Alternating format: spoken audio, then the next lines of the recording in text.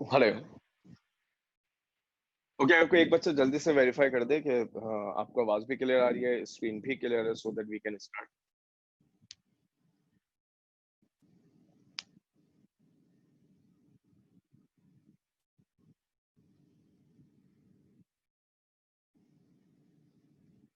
अस्सलाम वालेकुम जी सर। जनाब, माय सलाम। जी सर, आपकी स्क्रीन भी क्लियर है और आवाज़ भी।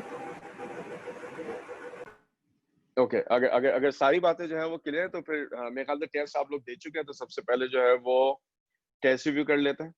वैसे टेस्ट हो गया, आप लोग अगर हैंड रेस कर देंगे तो मुझे कंफर्म हो जाएगा, ये ना और टेस्ट से पहले सब रिव्यू हो जाए। सही, चलें। Spreading of wave as it passes through a gap or around an edge is called diffraction। मेरे ख्याल से सिर्फ रिकॉल बेस्ड क्वेश्चन था, आप डायरेक्टली जो है वो आंसर कर सकते थे। हाँ, मेरे ख्याल, हाँ, अरीबा आप कुछ कहना चाह रहे हैं? हाँ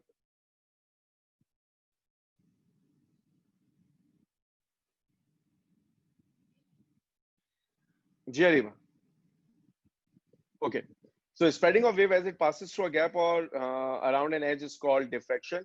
Grating element is equal to, अच्छा याद है ग्रेटिंग एलिमेंट हम निकालते थे d is equal to l over n से, ये एक फॉर्मूला था, ठीक है।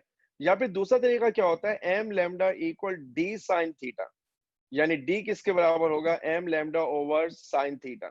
इस एतबार से ऑप्शन ए जो है वो करेक्ट ऑप्शन होगा। अगर किसी को लगा ऑप्शन ई, तो ऑप्शन ऑफ ई है number of lines per unit length. Getting element is length over number of lines, इस वजह से ऑप्शन ए जो है वो करेक्ट ऑप्शन है। इसके बाद था monochromatic light of wavelength 590 nanometre, so मुझे लैम्डा गिवन है। Is incident normally on a plane diffraction grating having 4 exponent 5 lines per meter. An interference pattern is obtained. What is the highest order visible? देखिए, जब भी बात होती है highest order की, तो शायद आपको याद है मैं कहता था थीटा को 90 डिग्री पुट कर दीजिए।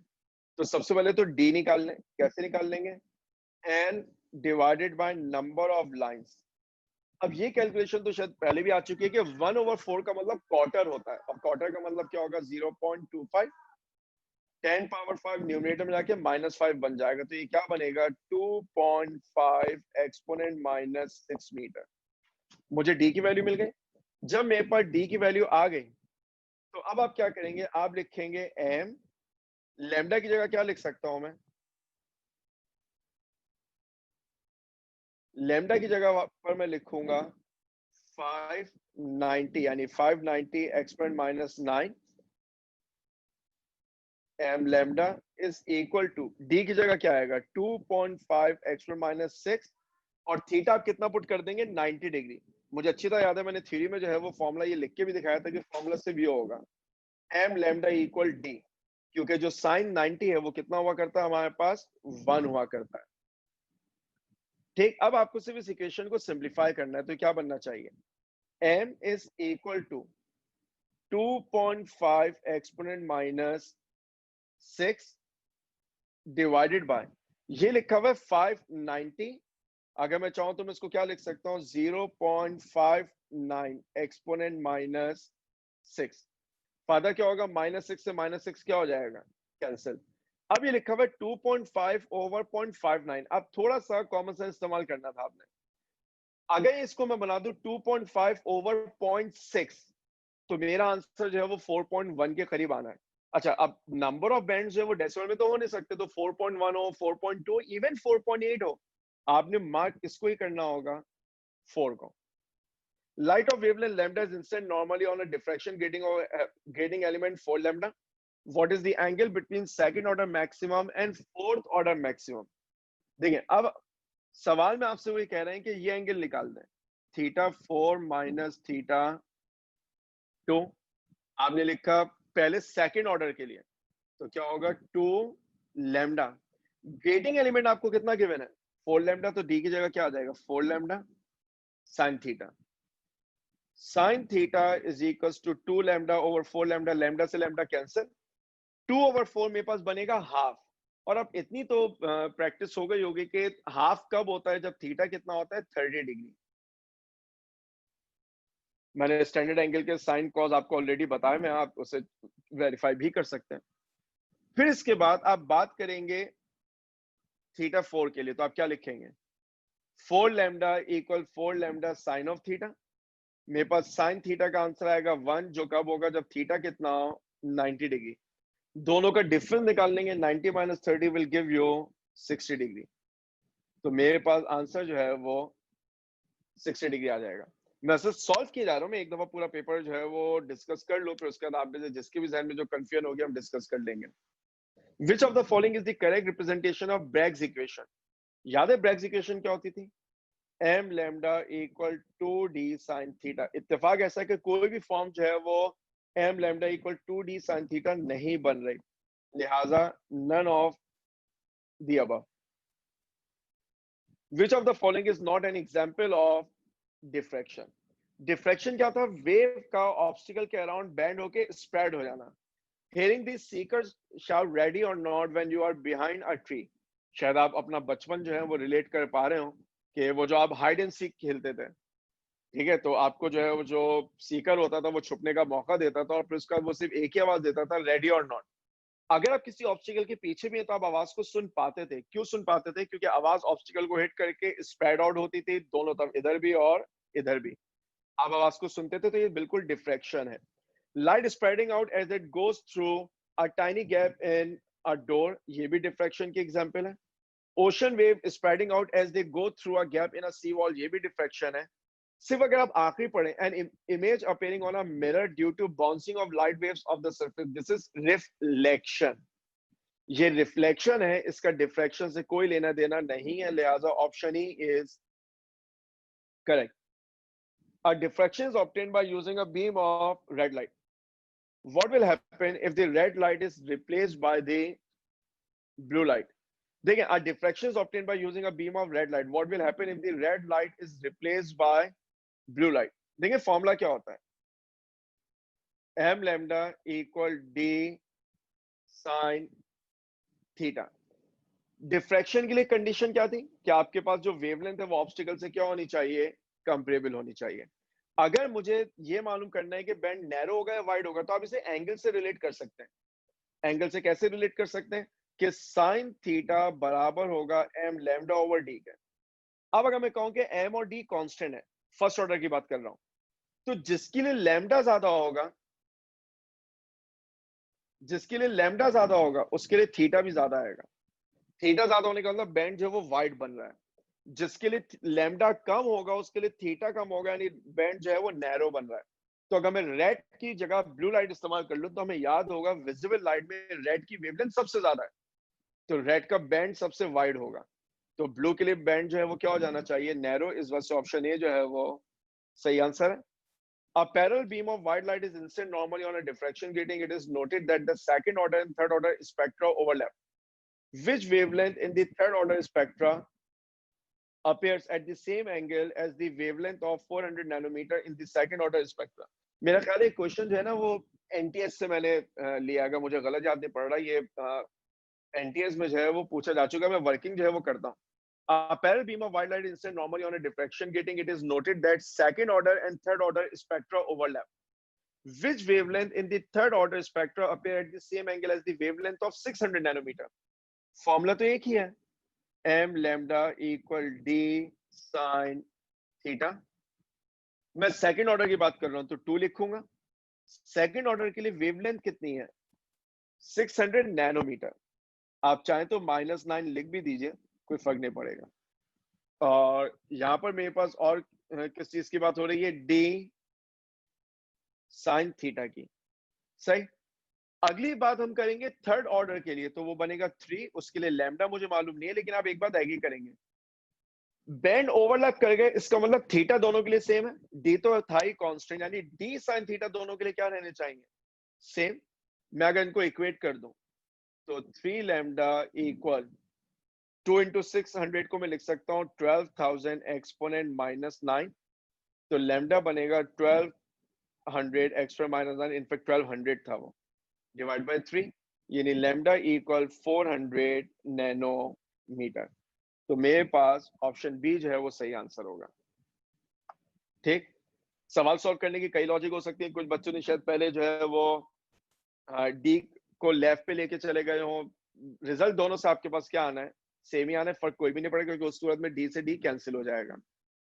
वर्किंग जो है वो ऑटो एमसीक्यूज की आपके सामने है। अगर किसी के जहन में किसी भी एमसीक्यू से मुतालिक कोई कंफ्यूजन है, फील फ्री टू आस्क।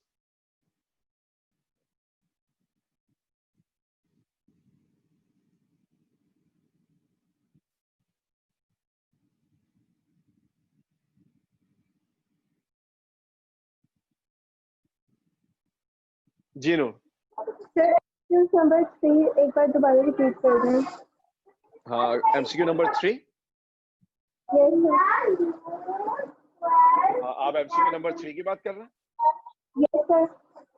ठीक, चले मैं एमसीक्यू नंबर 3 जो है वो एक दफा रिव्यू कर देता हूँ। मैं सिर्फ काम कर लेता हूँ, मैं इस क्वेश्चन को जरा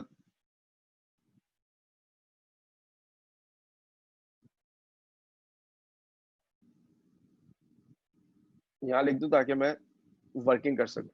नहीं, क्वेश्चन में क्या कहना है, मोनोक्रोमेटिक लाइट ऑफ वेवलेंथ, आपको सवाल में जो है वो लैम्डा गिवन है, और लैम्डा कितना गिवन है, 590 नैनोमीटर यानी -9 मीटर। हैविंग 4x.5 लाइंस पर मीटर, यानी लेंथ आपके पास 1 मीटर है और नंबर ऑफ लाइंस कितनी है, 4x.5। तो पहले तो डी निकालने, डी कैसे निकालते थे, एल ओवर एन से। एल का मतलब क्या है, 1, 4 एक्सपोनेंट 5। इसको आप सॉल्व करेंगे तो 1/4 का मतलब होता है 0.25, एक्सपोनेंट -5 बनेगा, जिसको मैं लिख सकता हूँ 2.5 एक्सपोनेंट -6 मीटर। ये मेरे पास क्या आ गया, grating element. What is the highest order visible, highest order का क्या मतलब होता है, आप लिखेंगे m lambda equal d sin theta. For highest order theta is equal to 90 degree. मैं यहाँ पे लिख देता हूँ, for m max theta should be 90। तो ये बनेगा m lambda equal d sin 90। मुझे मालूम है sin 90 1 होता है, तो m लैम्डा क्या बन जाएगा, d बन जाएगा। ठीक, तो फिर m का मतलब क्या होगा, d divide by lambda. d आपने कितना निकाला है, 2.5 एक्सपोनेंट -6। जरा लैम्डा की बात कर लें, लैम्डा है 590 एक्सपोनेंट -9। अगर मैं इसको लिखूं 2.5 एक्सपोनेंट -6 डिवाइडेड बाय 0.59, तो ये बन जाएगा 10 की पावर -6। मुझे फायदा क्या होगा, दोनों एक्सपोनेंट क्या हो जाएंगे, कैंसिल। फिर मैंने कहा कि अगर आप 2.5 को 0.5 से डिवाइड करें, तो हमें याद है जब भी कोई चीज 0.5 से डिवाइड होती है तो वो डबल हो जाती है, यानी 2.5 over 0.5 will give you 5 as the answer. अब ये 0.59 है, अगर मैं अपनी सहूलत के लिए इसको राउंड ऑफ करके 0.6 लिख दूं ना, डेसिमल से डेसिमल कैंसिल होगा, ये बनेगा 25 ओवर 6, जिसका मतलब होगा 4.1। आप डिवाइड करके देख सकते हैं, क्योंकि 6 into 4 is 24। तो मेरा आंसर 4 के करीब आना चाहिए, क्योंकि मैंने इस नंबर को 0.5 ने बढ़ा दिया है, तो इसका मतलब मेरा आंसर 4.1 नहीं 4.2 आ रहा होगा। लेकिन बैंड जो है वो डेसिमल में तो नहीं हो सकते, इसका मतलब जो मैक्सिमम ऑर्डर ऑफ बैंड है वो कितना हो सकता है, 4। ठीक है, जिन्होंने क्वेश्चन किया था, मेरे ख्याल से शायद नूर ने क्वेश्चन किया था, बात क्लियर हो रही है Noor Tayyab? Yes sir, thank you sir.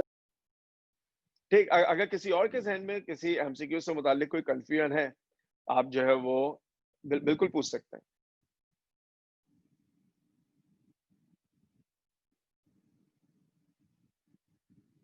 और अगर कंफ्यूजन नहीं है, अस्सलाम वालेकुम सर। भाई साहब सर एमसीक्यूज नंबर 4 एक बार रिपीट कर दें। एमसीक्यू नंबर 4 में एक बार बिल्कुल रिपीट कर देता हूँ। देखिए एमसीक्यू नंबर 4 क्या था, light of wavelength lambda is instant normally on a diffraction grating और grating element 4 lambda, what is the angle between second order and fourth order.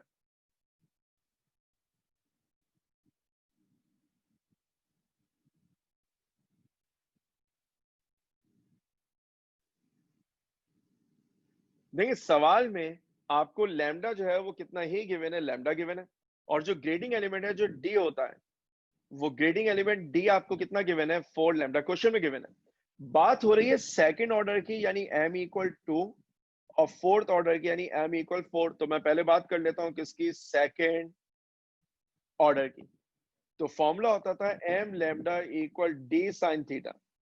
तो सेकंड ऑर्डर के लिए m कितना होगा, 2, लैम्डा तो लैम्डा है, डी कितना है 4 लैम्डा साइन थीटा, लैम्डा से लैम्डा कैंसिल, तो साइन थीटा 2 बराबर होगा 2/4, यानी साइन थीटा 2 इक्वल हाफ। और हमें याद है कि हाफ जो है वो साइन में कब होता था 30 डिग्री पे। ये मुझे थीटा 2 की वैल्यू मिल जाएगी। फिर यही वर्किंग में करूंगा फोर्थ ऑर्डर के लिए, तो मैं क्या लिखूंगा 4 लैम्डा इक्वल 4 लैम्डा, क्योंकि एम की जगह 4 आया, लैम्डा लैम्डा है, डी की जगह 4 लैम्डा आएगा, साइन थीटा इक्वल 1, यानी थीटा इक्वल 90 डिग्री।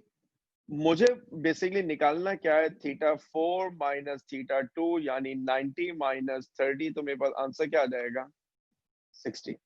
अगर क्वेश्चन जो है वो क्लियर नहीं हुआ तो आप बिल्कुल जो है वो पूछ सकते हैं, अगर क्लियर हो गया तो कंफर्म कर दें ताकि फिर हम आगे बढ़ जाए।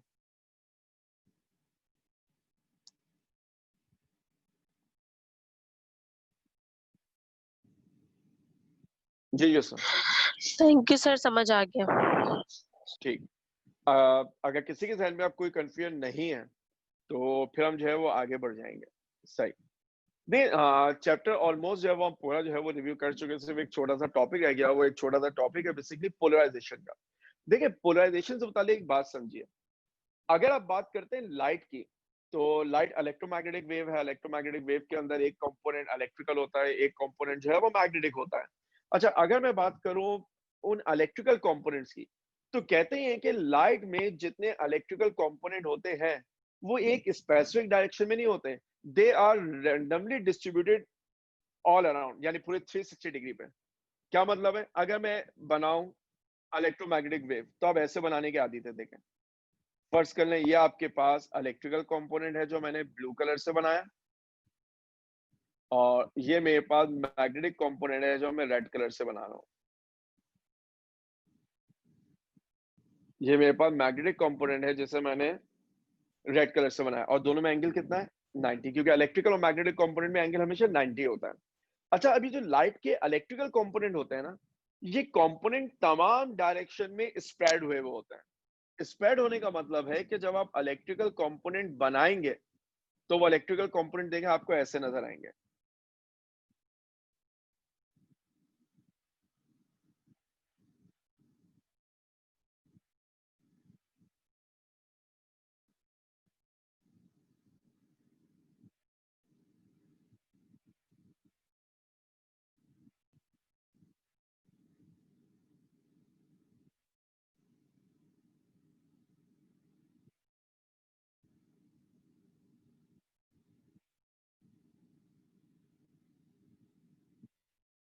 बस एक और बना देता हूँ, इससे ज्यादा बनाने की हमें मेरे ख्याल से नीड नहीं है।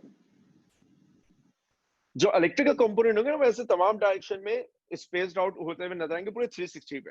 वेक्टर का कॉन्सेप्ट आपको होगा, अगर मैं इन तमाम कंपोनेंट्स के एक्स और वाई कंपोनेंट बना दूं, एक्स और वाई कंपोनेंट का मतलब ये होता है कि फर्ज कर ले मैंने ये वाला वेक्टर कंसीडर किया जिसको मैंने पिंक कलर से हाईलाइट किया, इसका मैंने एक्स बनाया, इसका मैंने वाई बनाया।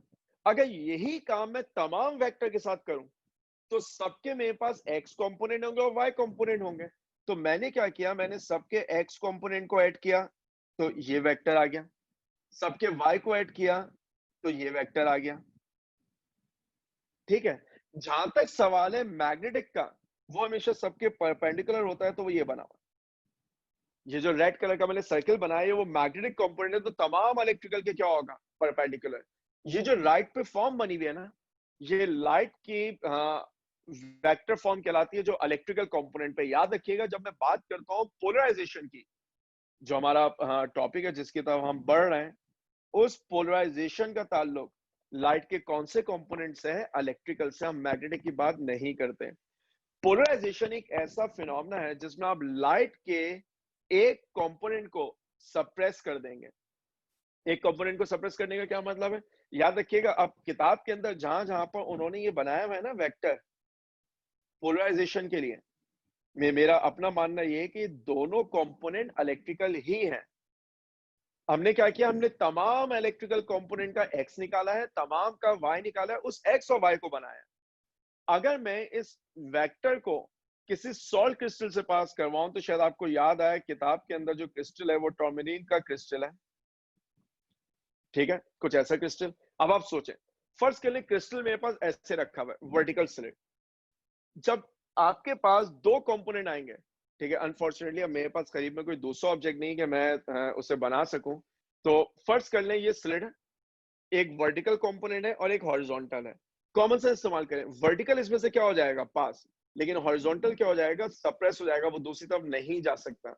आपको दूसरे एंड पे सिर्फ और सिर्फ लाइट का वर्टिकल कंपोनेंट मिलेगा।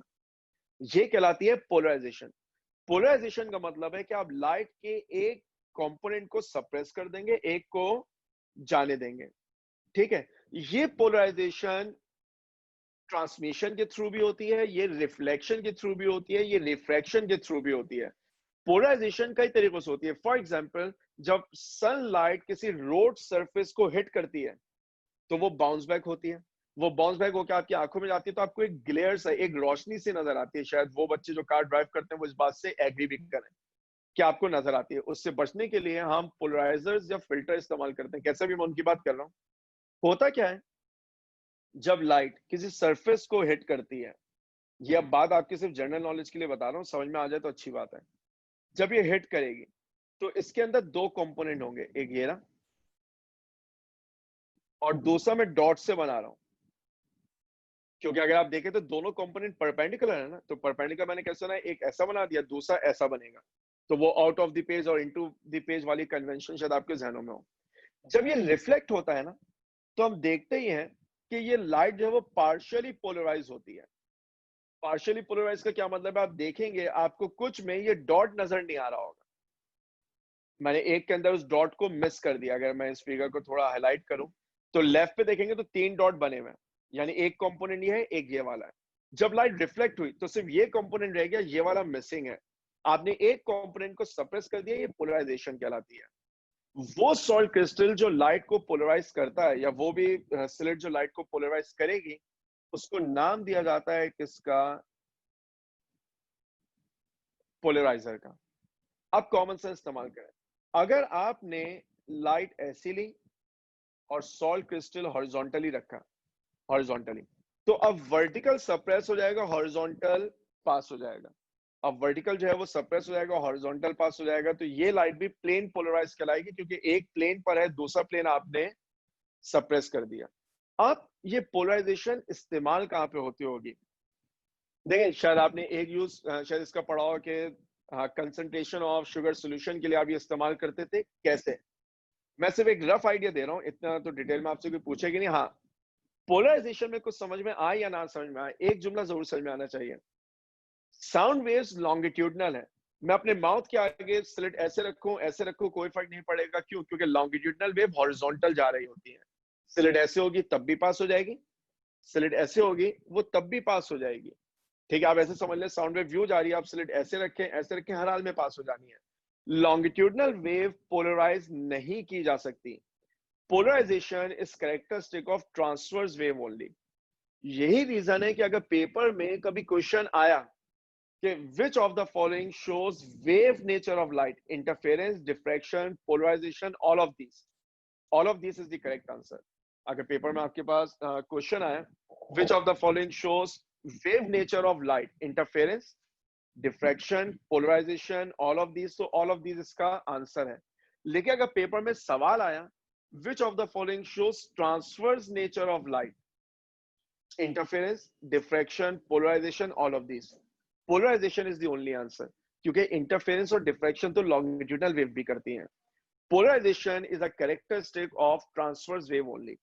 आपको पोलराइजेशन में कुछ समझ में आए या ना आए, कम से कम ये जुमला याद होना चाहिए कि polarisation is characteristic of transverse wave.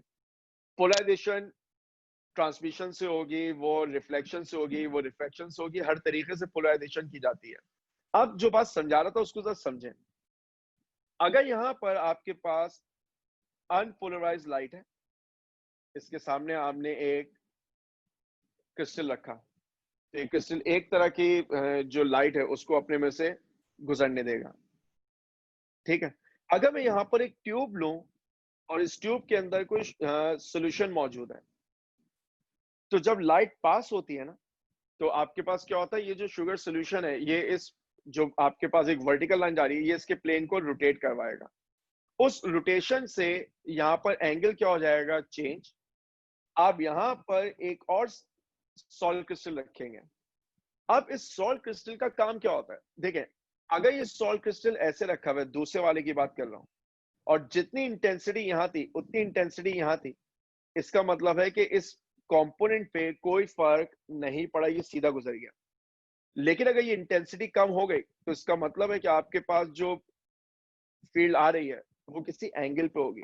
आप क्या करेंगे, आप इस सॉल्ट क्रिस्टल को इतना घुमाएंगे कि मुझे इंटेंसिटी सेम नजर आ जाए। तो जो सॉल्ट क्रिस्टल का एंगल होगा वही बेसिकली रोटेशन होगी। बात थोड़ी सी मुश्किल है, हाँ, समझाना मकसद भी नहीं है, मैं सिर्फ एक आइडिया दे रहा हूँ, समझ में आ जाए अच्छी बात है।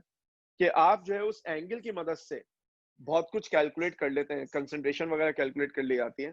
पहले वाले को आप नाम देते थे किसका, पोलराइजर का। दूसरे वाले को नाम देते थे आप किसका, एनालाइजर का। आइडिया दे दिया, समझ में आ जाए अच्छी बात है। कंफ्यूजन हो आप बिल्कुल पूछ सकते हैं, ना समझ में आए तो मैं आपको गारंटी देता हूँ आपको कोई फर्क नहीं पड़ेगा। हमें सिर्फ पोलराइजेशन से मुतालिक कुछ बेसिक्स मालूम होनी चाहिए, वो मैंने आपको बता दी कि polarisation is characteristic of transverse wave. Chapter number 9 जो है वो मेरे हिसाब से जो है वो अब कंप्लीट है। मैंने गूगल क्लासरूम पे एक पेपर जो है वो अपलोड किया हुआ है। अब मुझे शायद एमकेट कायद में से कुछ बच्चों ने वो पेपर जो है वो सॉल्व भी किया है।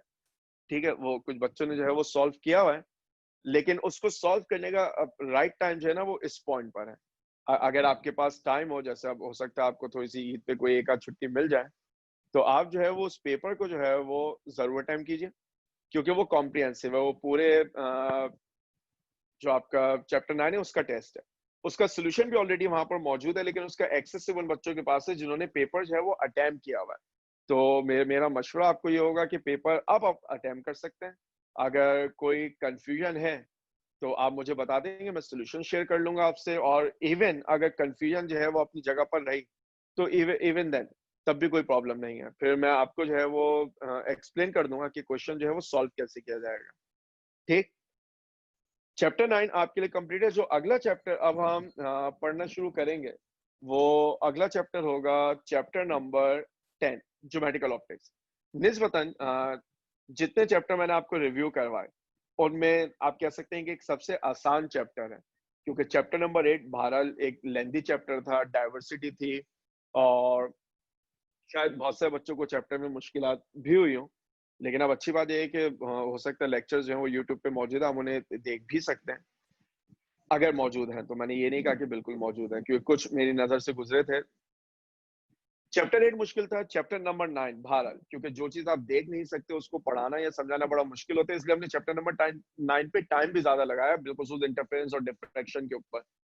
बहरहाल चैप्टर 8, चैप्टर 9, चैप्टर नंबर 6 एक ज्यादा मुश्किल चैप्टर नहीं था। चैप्टर नंबर 10 जो आप कह सकते हैं इन तमाम चैप्टर्स में निस्बतन सबसे आसान चैप्टर होगा, क्योंकि यहाँ पर ज्यादातर बातें वो करेंगे जो आपने जैसी मैट्रिक में पढ़ी है। आपने ऑलमोस्ट वही सब कुछ जो है वो फर्स्ट ईयर में पढ़ा, थोड़ी सी ज्यादा डिटेल के साथ, और वो है ज्योमेट्रिकल ऑप्टिक्स। इससे पहले कि हम ज्योमेट्रिकल ऑप्टिक्स जो है वो शुरू करें, लाइट के दो बिहेवियर्स हैं, एक है रिफ्लेक्शन, एक है रिफ्रैक्शन, जिनसे मुतालिक बहुत सारी बातें जो है ना वो आपको मालूम होनी चाहिए। फॉर एग्जाम्पल, अगर मैं बात करूं सिर्फ और सिर्फ किसकी, रिफ्लेक्शन की, तो देखिए रिफ्लेक्शन क्या है। मेरे पास एक पॉलिश सरफेस है,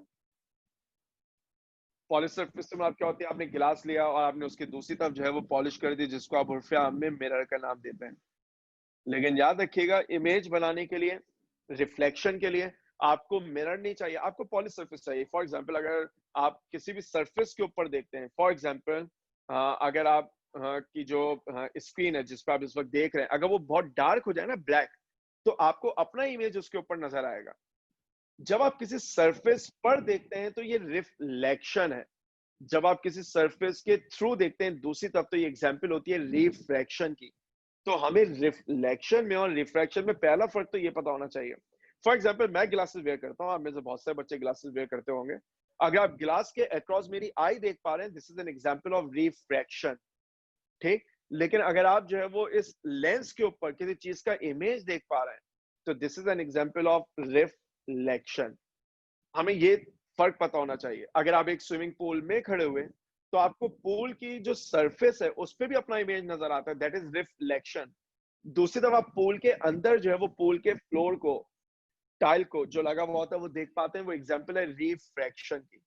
तो मैंने बड़ा आसान सा जुमला इस्तेमाल किया, जब आप किसी सरफेस पर देखते हैं तो दिस इज रिफ्लेक्शन, जब आप किसी सरफेस के थ्रू देखते हैं तो दिस इज रिफ्रैक्शन। अब रिफ्लेक्शन में क्या होगा, एक रे ऑफ लाइट है, सरफेस को हिट करेगी,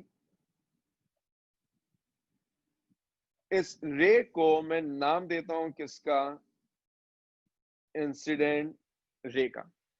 जिस पॉइंट पर ये मिरर को हिट करती है, इस पॉइंट को हम नाम दे देते हैं किसका, पॉइंट ऑफ इंसिडेंस का। हम पॉइंट ऑफ इंसिडेंस पे एक नॉर्मल प्लॉट करेंगे, ठीक है। यहां जो एंगल बनेगा वो एंगल बनेगा एंगल ऑफ इंसिडेंस,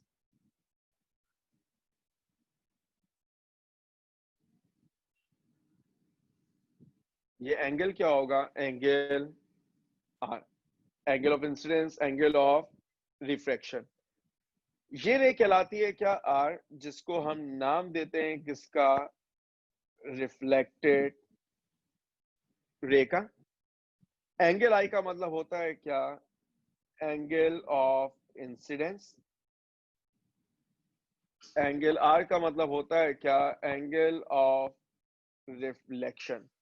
अब आपके पास दो लॉज होते थे जिनको हम नाम देते थे लॉज ऑफ रिफ्लेक्शन, शायद आपके जहनों में हो। जो लॉज ऑफ रिफ्लेक्शन है, वो लॉज ऑफ रिफ्लेक्शन आपके पास क्या होते थे, number one, incident ray, reflected ray and normal all lie at same plane. क्या मतलब है, अगर इंसिडेंट इस सरफेस पे है तो रिफ्लेक्टेड भी यही बनेगा, नॉर्मल भी यही बनेगा। आप ये नहीं कर सकते इंसिडेंट यहां बना दे इस सरफेस पे, नॉर्मल यहां बना दे, रिफ्लेक्टेड यहां पे बनी हो, तीनों का सेम प्लेन पे होना जरूरी है। सिर्फ यही नहीं बल्कि जो एंगल आई है वो हमेशा बराबर होता है किसके, एंगल आर के। जो एंगल ऑफ इंसिडेंस है वो हमेशा एंगल ऑफ रिफ्लेक्शन के जो है वो बराबर हो गए, दोनों लॉस कहलाते थे। बस आज की क्लास के लिए एक आखिरी बात, ये रिफ्लेक्शन दो तरह की होती है, बस मैं इन दोनों तरह की वजाहत कर दूं तो हम अगली क्लास यहीं से स्टार्ट कर लेंगे। फर्स्ट करें, मेरे पास एक स्मूथ सरफेस थी, इस स्मूथ सरफेस पे कुछ रेज ने जो है वो हिट किया, ये सारी रेज कहलाएंगी इंसिडेंट। इनकी खास बात क्या है, ये आपस में पैरेलल है। आफ्टर रिफ्लेक्शन ये वाली रे यहां गई, ये वाली रे यहां गई, और ये वाली रे यहां गई। अब आप क्या नोट कर पा रहे होंगे, वो रेज जो पहले पैरेलल थी वो आफ्टर रिफ्लेक्शन भी क्या है, पैरेलल। ऐसी रिफ्लेक्शन को हम नाम देते हैं क्या, रेगुलर रिफ्लेक्शन और स्पेकुलर रिफ्लेक्शन। रेगुलर रिफ्लेक्शन की खास बात क्या है, पैरेलल रेज आफ्टर रिफ्लेक्शन भी क्या रहेंगी, पैरेलल रहेंगी। इसके बरखिलाफ अगर मेरे पास सरफेस अनइवन हो, जैसे कि ये, लेकिन वंस अगेन पॉलिश सरफेस है, यहां पर तीन रेज हैं, फर्स्ट कर लें, एक रे ये रही, एक रे ये रही, और एक रे ये रही, ये तीनों पैरेलल हैं। रिफ्लेक्शन के बाद मैंने क्या देखा, ये वाली रे यहां गई, ये वाली रे यहां गई, और ये वाली रे कुछ इस तरह गई। यानी after reflection parallel raise parallel नहीं रही। इस रिफ्लेक्शन को हम नाम देते हैं क्या, इर्रेगुलर रिफ्लेक्शन का, ठीक है। और इसके साथ साथ इसका दूसरा नाम होता है क्या, डिफ्यूज रिफ्लेक्शन। आप इसको इर्रेगुलर भी कहते हैं, आप इसको जो है वो डिफ्यूज रिफ्लेक्शन भी कहते हैं। अच्छा, अब अगर मैं आपसे सिर्फ एक छोटा सा सवाल कर लूं, कौन सी रिफ्लेक्शन लॉस को ओबे करती होगी, रेगुलर या इर्रेगुलर?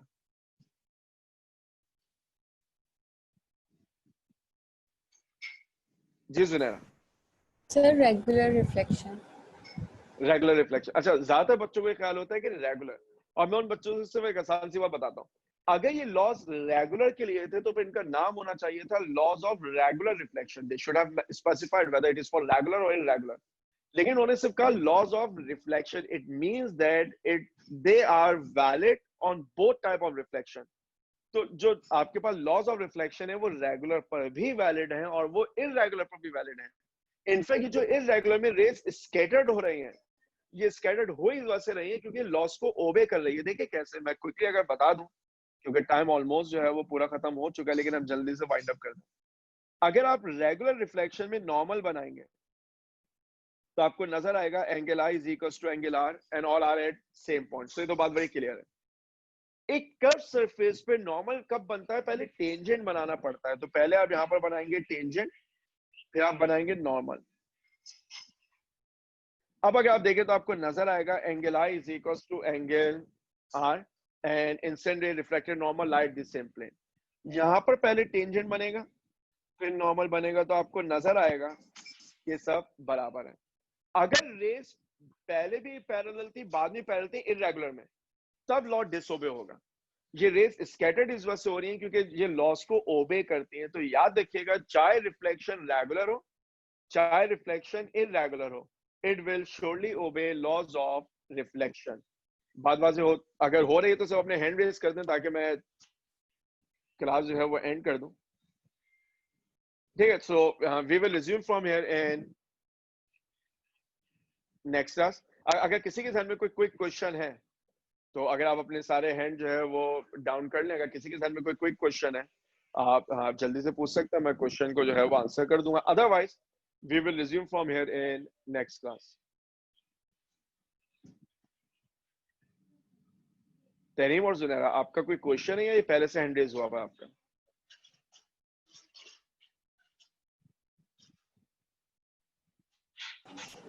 सर जो इरेगुलर वाली बात है वो मुझे समझ नहीं आई। देखिए, अगर आप इररेगुलर को देखें, मैंने इसको फिगर को थोड़ा सा हाईलाइट किया, शायद आप देख नहीं पा रहे होंगे, मैं आपको जल्दी से दिखा दूं। देखिए, मैं कह रहा हूं कि अगर आप एक कर्व सरफेस पे टेंजेंट बनाते हैं ना तो फिर नॉर्मल बनाया जा सकता है। अगर आप देखें तो मैंने कर्व सरफेस पे पहले टेंजेंट बनाया है वो बड़े एक गद्दे से पिंक कलर से, और फिर मैंने उस पर नॉर्मल बना के एंगल आई एंगल आर बनाया। क्या आपको ये चीज नजर आ रही है? जी नजर आ आपको सारे केसेस में नजर आएगा कि एंगल आई और एंगल आर बराबर है। देखिए, मैं तीसरे वाले पे अब बना रहा हूँ, टेंजेंट बनाइए नॉर्मल बनाइए, आपको नजर आएगा कि एंगल आई और एंगल आर क्या बराबर। तो ये जो रेज है ये स्कैटर्ड हो रही है क्योंकि लॉस को ओबे कर रही है। अगर मैं पहले भी पैरेलल बनाऊं और बाद में भी पैरेलल बनाऊं तब आपको लॉ डिसओबे होता हुआ नजर आएगा। बात क्लियर हुई? जी। ठीक, तो अब हम यहीं से रिज्यूम करेंगे इंशाल्लाह अपनी। मेरे ख्याल से निम्रा भी कुछ पूछना चाह रही है। जी निम्रा। अस्सलाम वालेकुम सर। वालेकुम। ये मेरा यही क्वेश्चन था सर। चल, बात क्लियर हो गई? जी सर, आपने कहा पैरेलल और अगर बाद में भी पैरेलल है तो डिसओबे होगा, लेकिन फर्स्ट केस में तो ऐसे ही हो रहा था ना? नहीं, वो फर्स्ट केस तो आपके पास प्लेन था ना, रेगुलर रिफ्लेक्शन थी। मैं इररेगुलर के हवाले से कह रहा हूँ कि अगर इररेगुलर में भी पैरेलल पैरेलल रहे तो लॉ डिसओबे हो जाएगा। ठीक है, थैंक यू। और रेगुलर रिफ्लेक्शन में तो पैरेलल रेस पैरेलल ही रहेंगे और लॉ ओबे भी हो रहा होगा। ठीक, तो मैं एक दफा जल्दी समराइज कर दूं। Laws of reflection regular irregular दोनों ओबे करते हैं। रेगुलर में पैरेलल रेस पैरेलल ही रहेंगी और इररेगुलर में पैरेलल रेस पैरेलल नहीं रहेंगी और ये लॉ का ओबे होना है। अगर इररेगुलर में पैरेलल रेस पैरेलल ही रहे तो फिर लॉ डिसओबे हो जाएगा। सही, so I will resume from here in next class.